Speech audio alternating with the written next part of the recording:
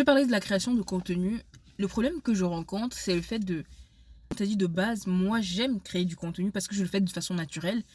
Je poste sur Snap, je partage dans mes stories, sur Instagram aussi.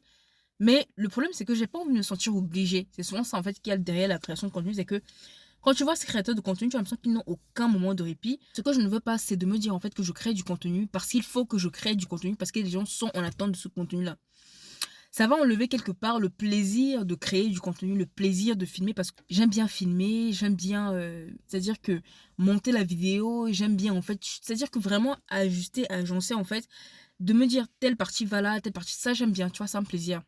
Mais au bout d'un moment, quand tu commences à faire les choses parce que derrière, il y a une audience qui attend, ça te met quelque part en fait la pression et au bout d'un moment, tu commences à le faire pas parce que tu as envie, mais parce que tu te dis en fait qu'il faut que tu filmes en fait, il faut que tu partages du contenu, il faut que tu édites, c'est ce côté-là en fait que je ne veux pas. Et derrière la création de contenu, c'est ce côté-là en fait que je n'aime pas.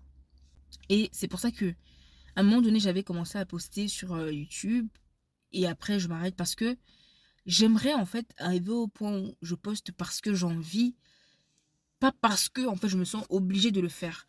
Et le truc avec la création de contenu aussi, c'est que quand tu vois les vidéos des gens, tu as l'impression qu'ils ont juste fait un clic et puis tout était parfait, la bonne prise, le bon réglage et puis voilà.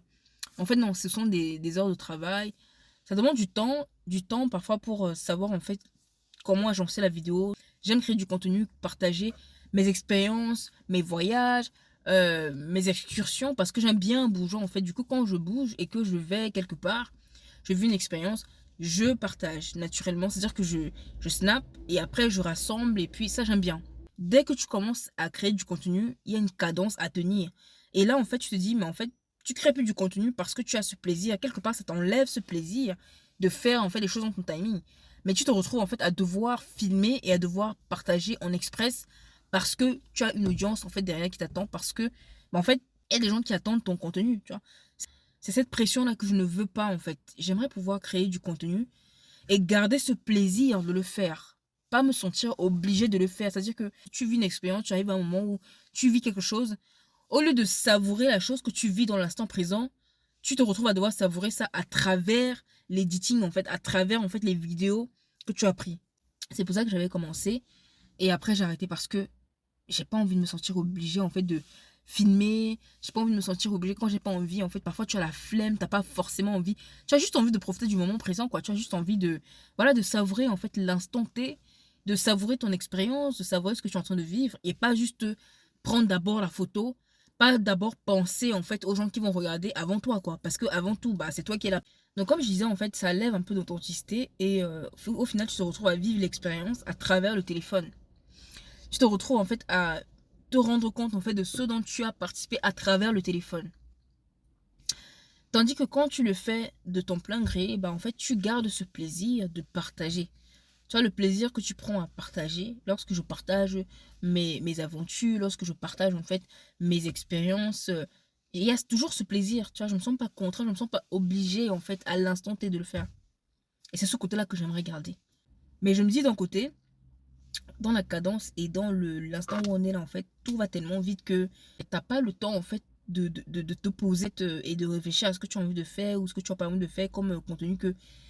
En fait, les gens avancent, c'est-à-dire que tout va tellement vite, tout va tellement vite et c'est à ce moment-là, en fait, que tu te dis, soit tu fonctionnes à la cadence des autres, soit tu fonctionnes à ta cadence et tu prends le risque, en fait, de ne pas suivre le rythme de l'algorithme, en fait, parce que l'algorithme aime forcément quand les gens postent énormément, quand les gens sont constants.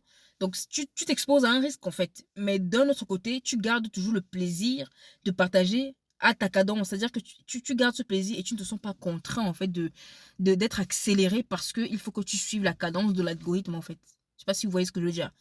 Donc, c'est un peu ça, c'est un peu le petit problème, en fait, que j'ai, en fait, avec la création de contenu. C'est que j'ai envie de garder le plaisir, en fait, de partager. Mais de partager en express et de partager parce qu'il faut forcément partager. On lève ce plaisir, en fait.